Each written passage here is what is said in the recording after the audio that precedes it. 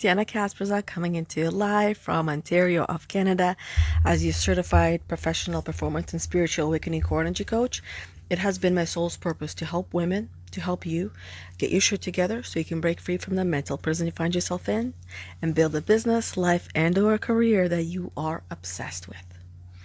So, as you can imagine, the nature of my work is highly personal, because the depths that I go to and with my clients is the depths that many of them, if not most of them, have never gone to before. And that is where that mental prison exists. One of the places that most women have not gone to but have and carry is where this topic comes from today. And because Tuesdays I do story time with myself, Yana Kasperczak, on my personal page, of course there's always going to be a story or two, and I never share anybody's names, and often I will even talk from my own experience, because my own experience is very similar to other women's, and otherwise I'll just mention my client and whatnot. But it's more easier to bring in my own experiences and my own stories without others. But sometimes other stories are so much more powerful than my own. So I'm going to help you to start identifying how these...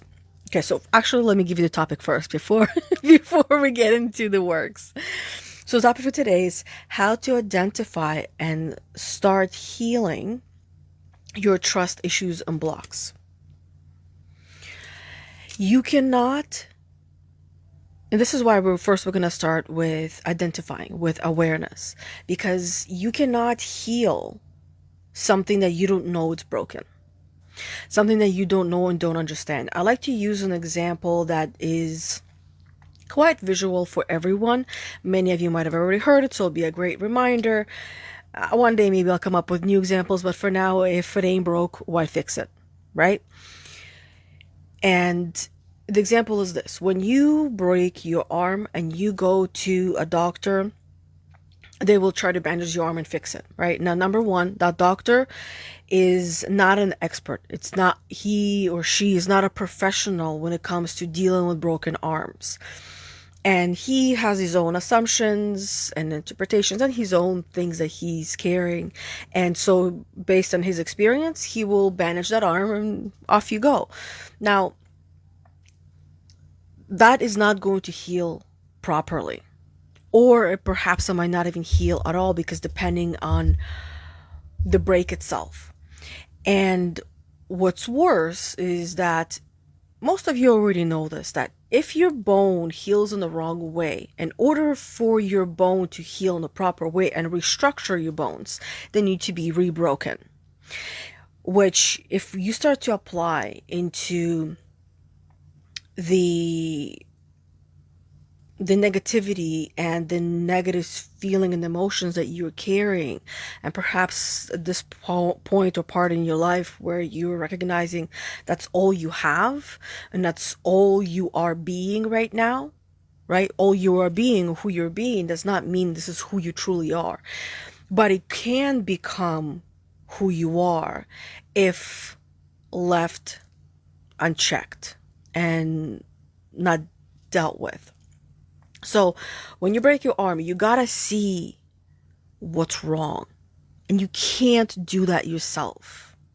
You don't have the tools. You don't have the know-how. You don't have the technology to do that. Right or wrong? So you would go to an expert in bones who knows how to check. And even that doctor, that bone expert, is probably not going to do the x-ray themselves. They're going to have someone else to do that part. So it becomes an orchestra in a way. It becomes a team, um, an effort of a team to help you get your arm fixed and aligned and adjusted and give you the proper tools, the proper equipment, the cast, and everything that goes with the cast, maybe even the sling. But in order for you to know what's wrong, you need to go to the expert so they can help to point those things out that on the surface, and on the inside you feel that something is wrong. Maybe it's broken, it really hurts. I don't, please tell me. When you're dealing through with something and you are dealing with your emotions, you on the surface and yet on the inside, the concept is similar to the broken arm. You know something is wrong. You know something is going on. And you are now spending more time in personal development and you're learning and you start to identify some of the things that are wrong. But you yourself, you are not an expert. So you need in order for you to fix your arm in the proper way, you need a lot of practice and experience and a know-how. And this is why it's important to go to the expert that can help you through the broken arm, the broken heart, this block that you're carrying, this issue of trust. They can help you to identify where's the pain, where it hurts, why it hurts. You got to do some of the work yourself, but at the same time, through conversation, and many of you already know this because you have either had a conversation with me or we work together or you've gone or going through one of our programs. So you know what it's like being in that end where you're receiving the feedback and my observations based on what you say and how you say it, I reflected back to you and you get to see yourself more as a whole. Start to understand yourself. And this is where true magic within you starts to happen, where you really truly begin to heal. But if you're doing the surface work, and I've done this myself for years, and this is why I like, for some of you, yes, it might be great, it might work temporarily, but it's not a permanent fix. You'll be going back to re-break that arm.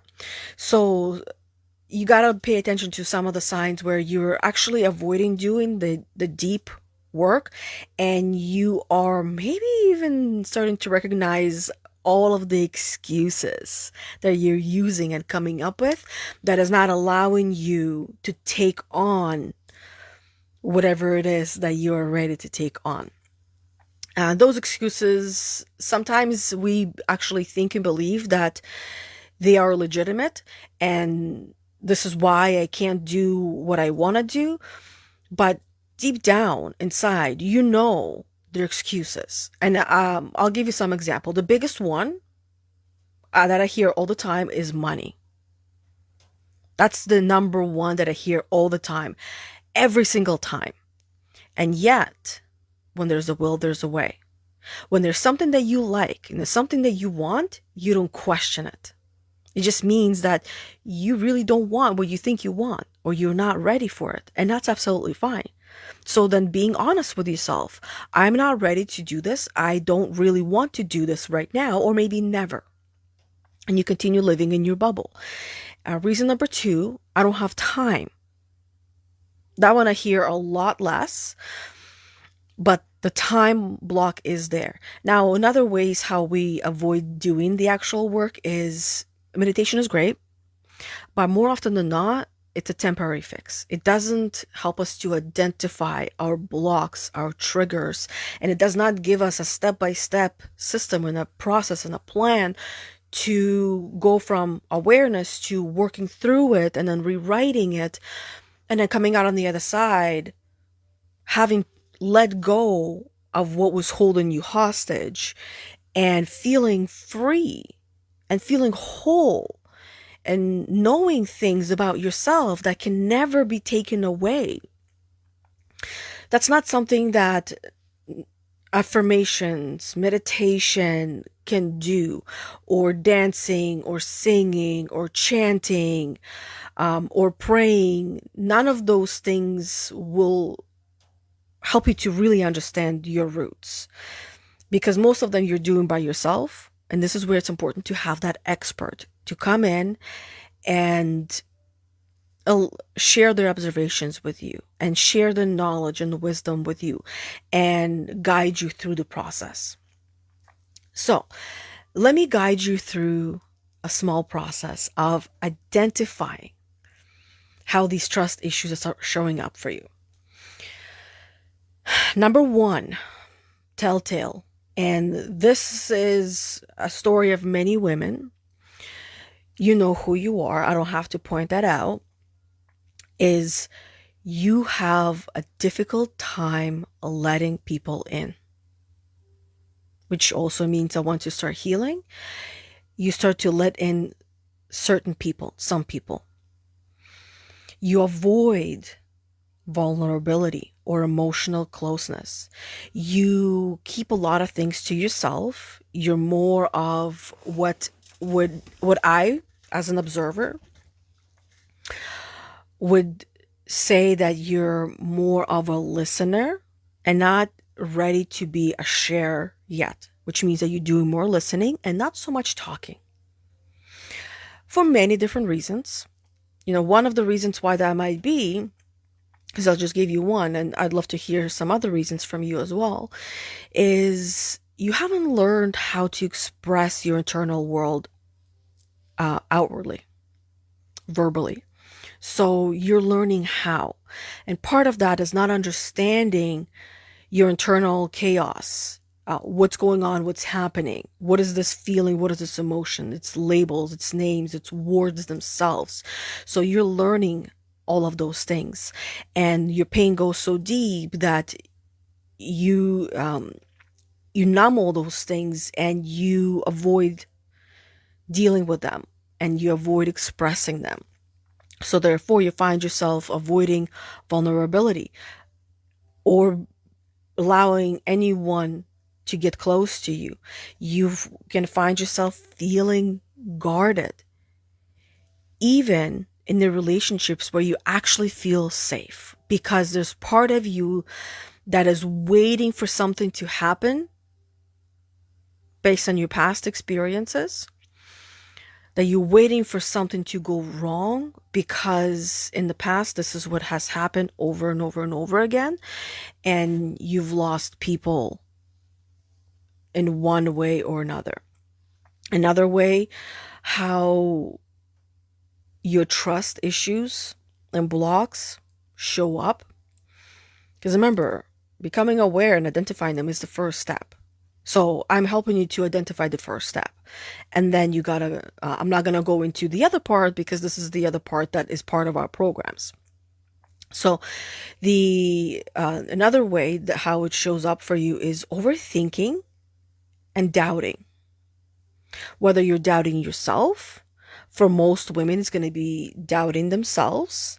For other women, it's going to be doubting others, which in many ways is how they're doubting themselves. Questioning people's motives, questioning their actions, and questioning their words. You're not trusting what they do and what they say and how they act and how they behave.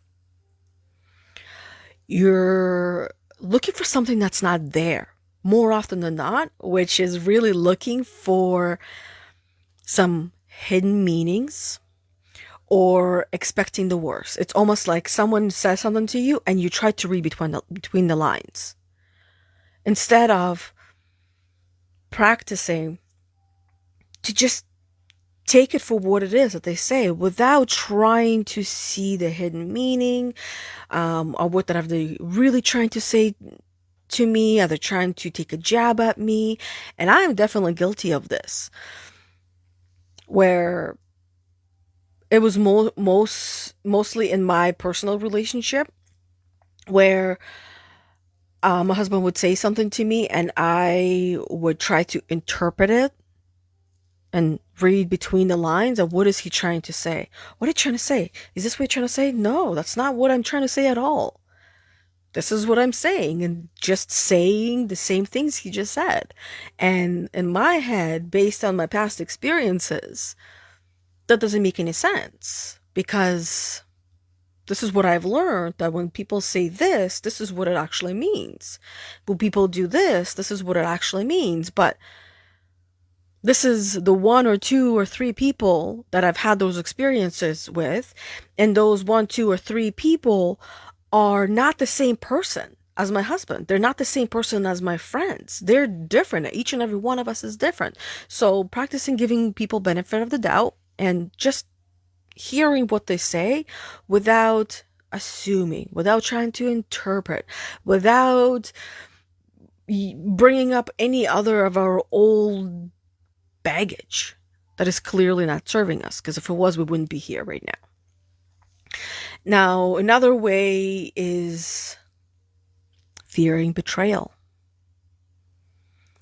That assuming that others will let you down or they will leave you.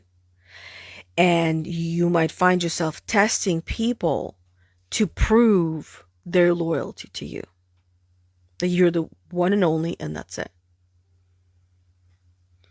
And pretty much all these things I'm going to be sharing with you, I myself have identified within myself and worked through and healed. And it's a process. It's not just something that just because you're aware of it, that's it, it's done, it's over with. It's just awareness. It's that broken arm. Okay, my arm is broken. Now I know. Go to the expert. Fix my broken arm. Or actually help me to fix it, because there's only so much you can do and the rest is up to me, right? I'm the one that needs to pay attention and take care of the tools that were given to me to make sure that everything heals in the way that it's meant to. And there's some knowledge or wisdom that's passed down from the expert on what to do and how to take care of my broken arm, my broken heart. And I've been betrayed in my life before, with the guys that I dated, and some I knew that I was betrayed with, but there was no proof of that. And I just, when the heart knows, the heart knows. And then again, the heart can also be right. And the heart can also be wrong, which means that you might think that your heart is right, but you're basing it on your past experiences, which have very little to nothing to do with this new person that you're with. Another way how your trust blocks are coming through is your self-sabotaging behaviors that you're probably already aware of, where you are pushing people away before they can hurt you. And you can push them away with harsh words, with actually pushing them away and not let them close to you. You're choosing to be unavailable or unreliable partners and friends, right? So you're choosing those people that are either unavailable or unreliable subconsciously, because this is what you're used to and this is what you're comfortable with. And now if you're with a good person, you might find yourself questioning a lot of things because you're not used to any of this. You're used to someone taking advantage of you. You're used to someone proving to you in all these different ways that they are not trustworthy, and yet you must trust them. They found different ways to hurt you and build this bubble of mistrust within you. And now you're with a person who is very trustworthy, very reliable, and available. And yet you are not used to it. It's unfamiliar. And you're questioning their motives, their actions, their behaviors, their words, because once again, you're not used to it. But once you allow yourself to trust and start working and rebuilding that trust, which that person is there for you, they're available, they're one of their goals is to help you heal that part of yourself, because they know the rewards are going to be beneficial, not just for you, but for them as well. So another way is control issues. You have those? You struggle with control, where you just want or need to be in control of something or someone. You're feeling the need to micromanage or control outcomes with yourself, with people in your life, maybe with everyone in your life, or with certain people. And maybe it comes through as that you struggle to trust people in your life to handle things, to do and complete things, because you assume that you're going to do it better. Another way how trust issues come through for you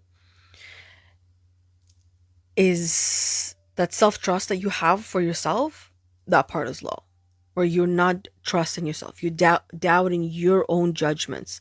You're doubting your own intuition. You're doubting yourself. You're struggling to see your self-worth, where you at this point probably believe that you are not good enough, you're not worthy. And this is where the questioning of someone who is great and amazing in your life starts to come through and triggers you. You're struggling to trust someone because you yourself are not sure how to. You're doubting that maybe you're judging things wrong, or maybe my intuition is off, and you struggle to maybe even make decisions, fearing that it'll be a wrong decision and you don't want to get hurt. You're not used to someone good in your life because you've been hurt so many times that you don't think it's possible or that you're worthy of it. So you will find different ways, unconsciously, how to sabotage your relationship. So, like I said, the first step is awareness, which now you have. Another way is journaling. Get these things out. Get them out of your head. Write these things down. Identify more of these stories, more of these blocks, and more ways of how your trust issues are coming up and coming through you. Start identifying them, because the ones that I've just shared with you are not the only ones. You have your own different and unique ways how they're coming through for you. So get them down, and maybe even ask what past experiences have shaped the way you view trust. How do you view trust? What does trust mean to you? What does it look like to you? What does it sound like to you? What does it feel like to you? Take the time to identify what that is to you. Because just the word trust itself might not mean very much until you attach a meaning, and then you start to pay attention and recognize, followed by this other question: how is this person in my life showing through for me based on my personal definition of trust? How? And start paying attention to how they are already doing that. Shift your focus from initially how they're triggering your mistrust to how now you start to see them for who they are, and no longer reading between the lines, and see how they are already doing everything they can to build trust with you. Remember, you are a team. You're building this together. Whether it's with a person that you choose to live with for the rest of your life, or with a friend, or with a family member, you can rebuild that trust. But it must be mutual. Both parties must be doing it and not just one. And usually you'll notice that both are trying to do it. And don't expect them to do it your way, because that's back to control. Learn to let people do people. Let them be. Let them figure their own thing out. Let them see how they can prove that they're trustworthy to you, for you, in their own way without you dictating how to do it. Because there's your way, there's their way, and then there's the highway, right? So everyone has their own way. Everyone has their own thought process.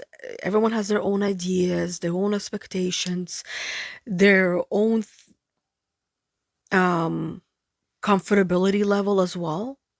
And something that you might suggest to them or expect them to do might be way outside of their comfort zone. So, the phrase that comes down to, or for the lack of better words, but dumb it down for them. Simpler and baby steps. Maybe not getting them to jump off the cliff, where maybe at this point they're just terrified of water that they're about to jump into, and get them comfortable getting their toes wet.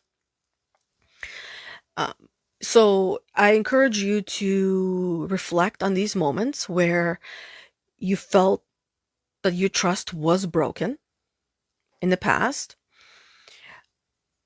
What emotions were you experiencing? What it brought up for you? What thoughts and stories it had created for you?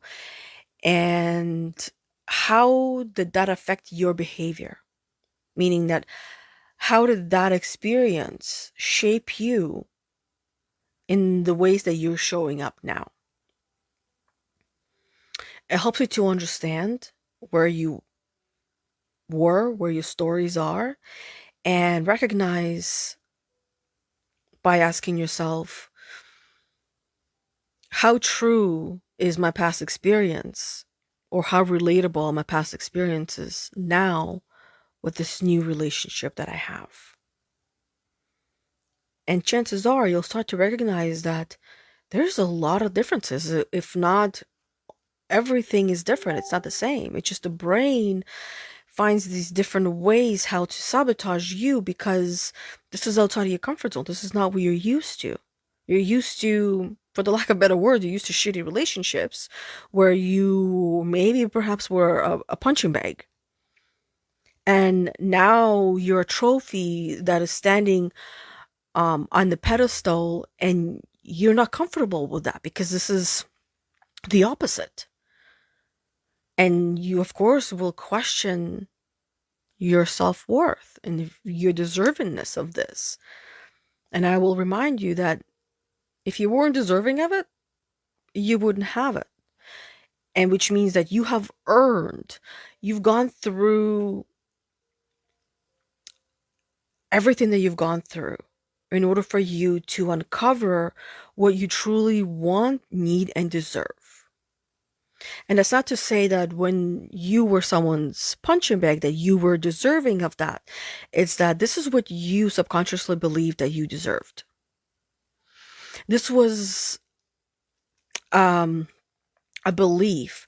This was essentially a program that you received, that this is what relationship is meant to be, that you have received from your life, maybe from your parents, watching and observing your parents, and maybe even from movies. Some of these movies, if you start to pay attention to what they're about and how they are, what we think is supposed to be love, you're like, I don't think that's love. I think that's something else. That's unhealthy obsession. Notebook to name one. So, where did you get that idea is helpful. So diving into that rabbit hole, identify how you are showing up um, consistently, perhaps through your trust, blocks and issues of how they're showing up, how based in the past, how you were showing up, how you learned to show up, and how you might still be doing that same thing as well. Because it becomes a pattern, becomes a habit. It becomes who you are right now, which means that if you don't like it, you can change it. Because just identifying who you are today does not mean this is how you're always going to be. Don't limit yourself and don't block yourself from growth. Remind yourself that you're in the beginning stages of uncovering and healing.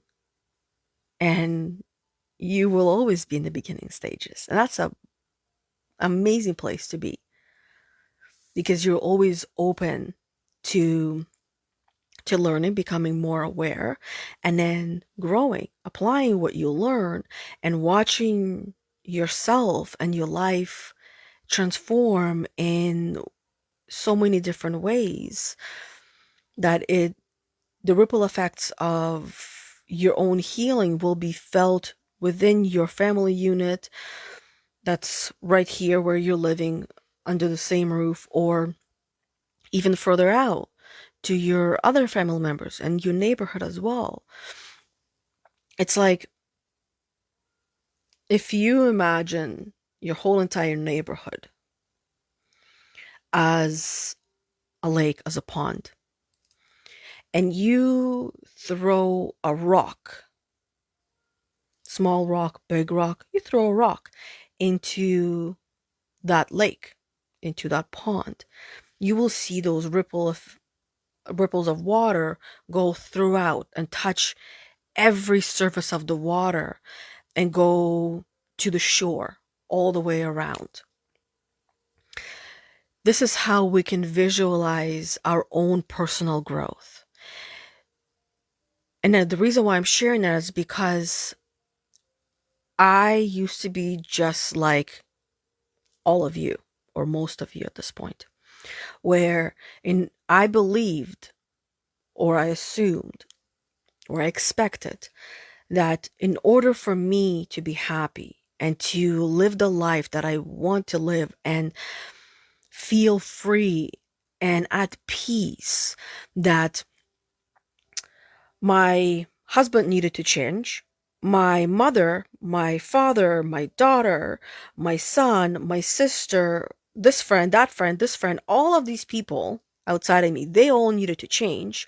My neighbor, my this neighbor, that neighbor, right? As an example, that in order for me to live this peaceful life, that I needed to change. But the reality is that I'm like that rock, that if I want to live a peaceful life, I must be the change myself. And then those ripple effects, those waves, will affect everyone around me who's part of this pond. And I could not expect someone else to be the change for many different reasons. But the biggest one is that I'm giving my power away.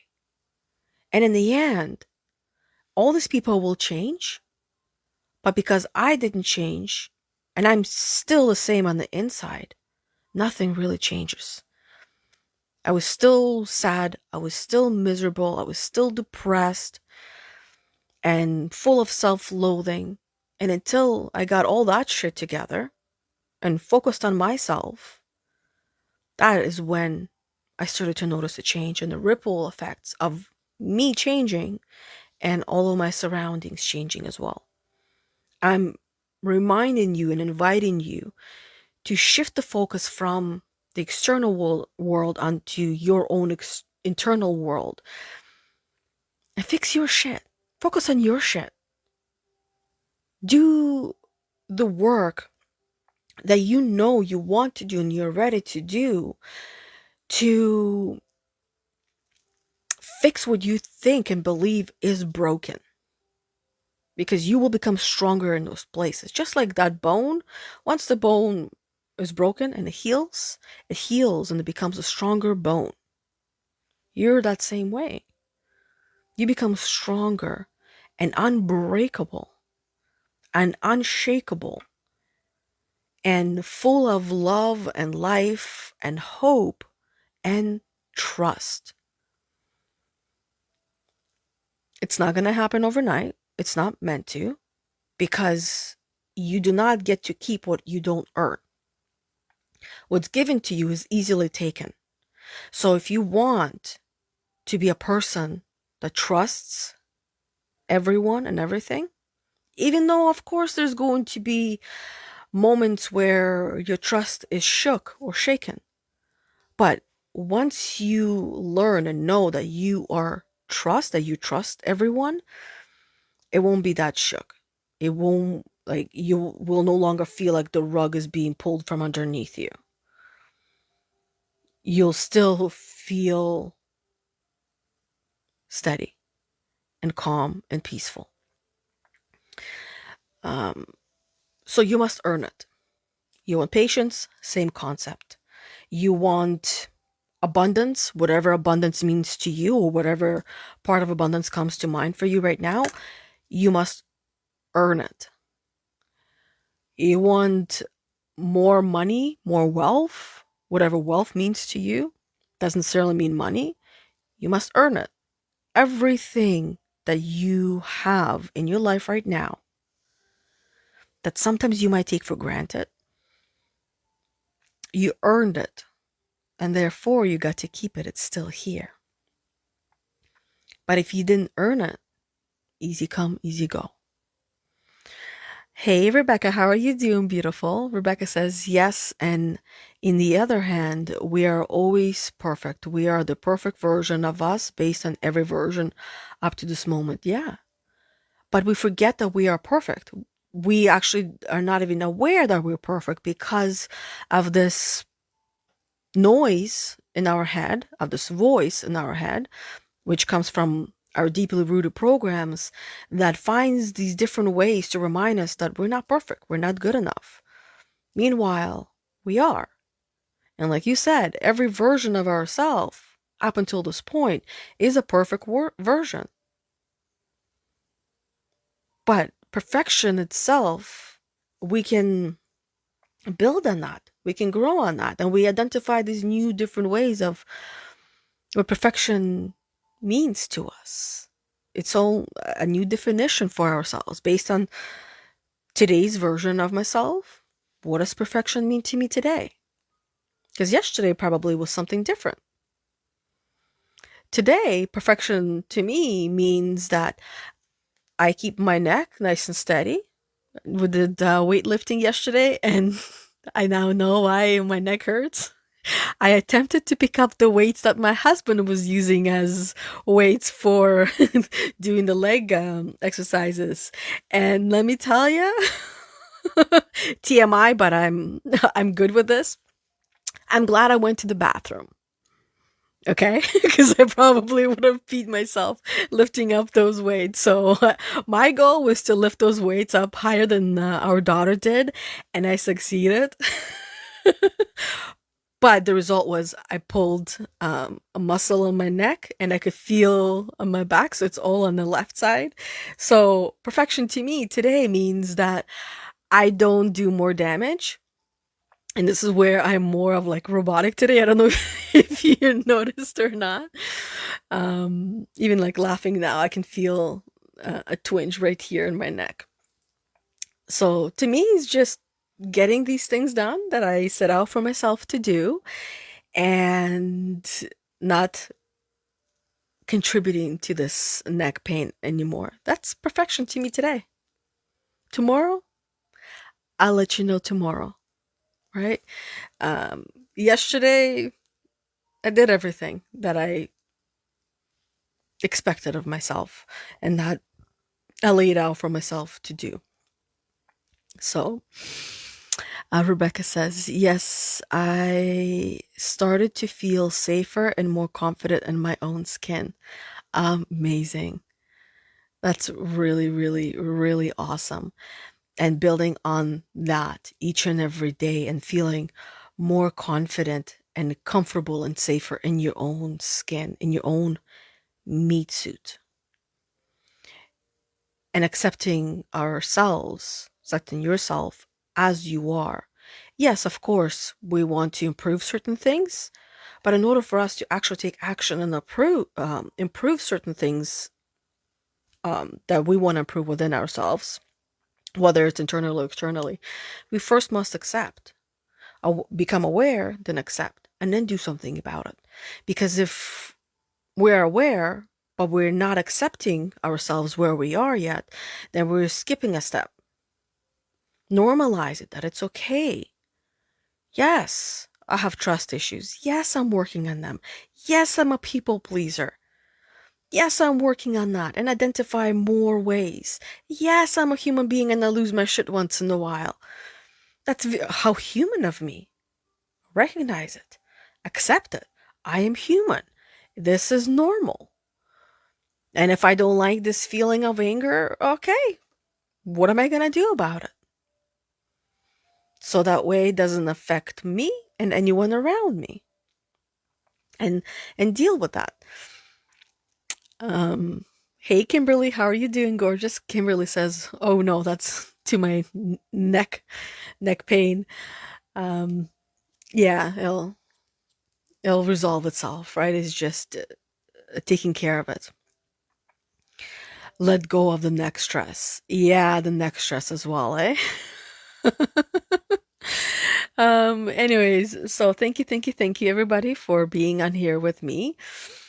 One step at a time, identify those blocks that you're carrying that are connected to your trust issues, and then start working through them. Accept yourself where you are. Allow yourself to be who you are.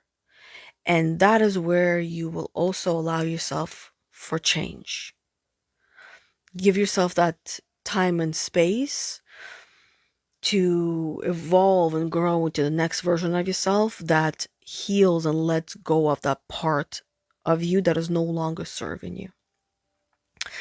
Otherwise, that's all I wanted to share with each and every one of you today. Thank you, ladies, for being live on here with me today. Rebecca, Kimberly, a couple of other ladies I saw hopped on.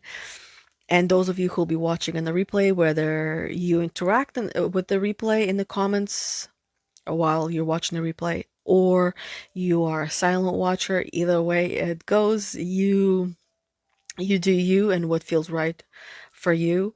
And until we see each other next week at 11:45 a.m. Eastern Time for another one of these story time with myself, Yana Kasperczak, or maybe we'll see each other tomorrow on our podcast, Heal the Unicorn, in the Facebook group Heal the Unicorn Emotional Healing and Spiritual Growth for Women, where Anna Angelova, Bethany Briggs, and myself will be going live for another amazing topic to help you ladies heal and grow spiritually. And until we see each other next time, and the podcast will be at 1:45 p.m. Eastern Time. So until we see each other next time, have an amazing rest of your day. Bye, everybody.